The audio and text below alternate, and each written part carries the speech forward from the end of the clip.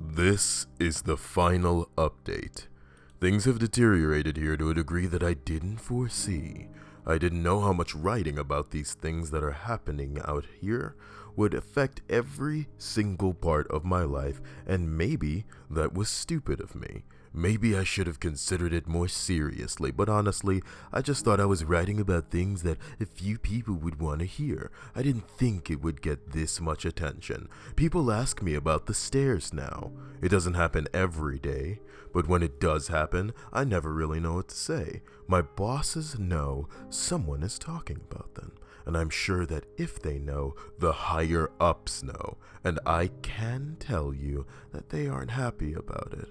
I've been formally told that I am not to speak a word about them to anyone anymore, which is part of the reason that this has to be my final update. I can't risk my job for this. As much as it's been wonderful to get a lot of these things off my mind, I still do love my work and need to be out here. If anything, my being aware of what's really going on is enough reason to stick it out. I may not be able to tell people that they're out there, but if I see them, I can direct traffic away to somewhere safer. Because of the amount of attention the stories have gotten, I've heard a lot of stories being swapped back and forth. I've heard so many I can't even remember most of them. The ones I do remember are the ones that I wish I could forget. One story that's made the rounds here was about a young woman who disappeared upstate. Initially, everyone assumed she was a runaway. She didn't come from a great home life, and so it really wasn't any kind of surprise that she'd choose to cut and run, but people started coming forward, saying that they'd seen her around the park shortly before she vanished. So some of the rangers in the area were sent out to make sure she hadn't hung herself or something in any of the back trails. It took them a while, but they did find her. Well, not all of her. Just half of her, tongue, and a quarter of her lower jaw. Very clean cuts, from what I heard. They've never found the rest of her. So many stories about children.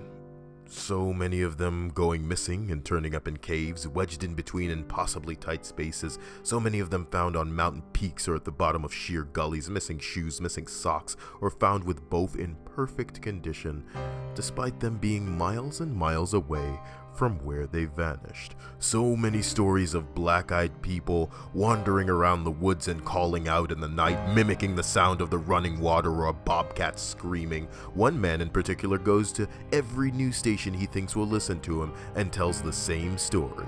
He was a deer hunting and had camped out in a very remote area and woke up because something was scraping against his tent. He thought it was a raccoon or a fox until the thing pressed its face against the door of the tent, at which point he could very clearly make out a human nose and mouth.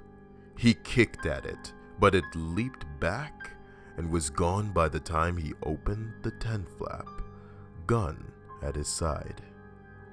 He fired 2 warning shots, and when the sound had faded, he heard a snap behind him. A man was standing at the edge of the campsite. This man was not wearing any clothing, but also didn't possess any kind of human flesh. As this hunter described it, the man was made of some kind of amalgamation of raw meat and hair, as if someone had scooped up roadkill and molded it into the vague shape of a man. The face was lumpy, and only a rough approximation of a human face. The thing opened its lopsided mouth, and from it came the sound of the gun the hunter had fired. It did this twice before mimicking the sound of the tent zipper and fleeing into the night. A young couple out for a hike in the rocky areas of my park reported to me yesterday that they had seen something strange out on a peak I'm very familiar with. They were taking turns looking around through a pair of binoculars when the man noticed a hiker climbing up a very steep part of the cliff face. He watched the man scale the slope, and it didn't occur to him until the incident was over that the person had no climbing gear. When the climber reached the top of the peak, which was about 5 miles away, they turned and faced the young man. He said whoever or whatever this person was looking right at them. The climber waved in exaggerated manner before snapping in half at the waist, sideways, and leaping off the cliff.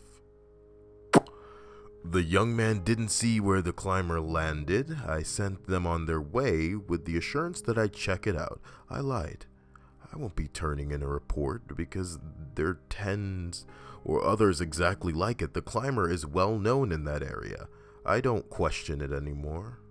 There's so many things I won't ever be able to understand about my job, and it would take me years to relate all of the things I've heard in the last few months. When I feel like my job isn't in jeopardy, I will come back. It may be in a different format, but I will come back. Thanks for sticking by my side and enjoying the things I've talked about.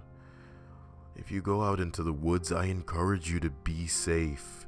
Bring water, food, survival equipment. Let people know where you're going and when you'll be back. Don't go on uncharted paths unless you know exactly what you're doing. And above all, don't touch them. Don't look at them. Don't go up them.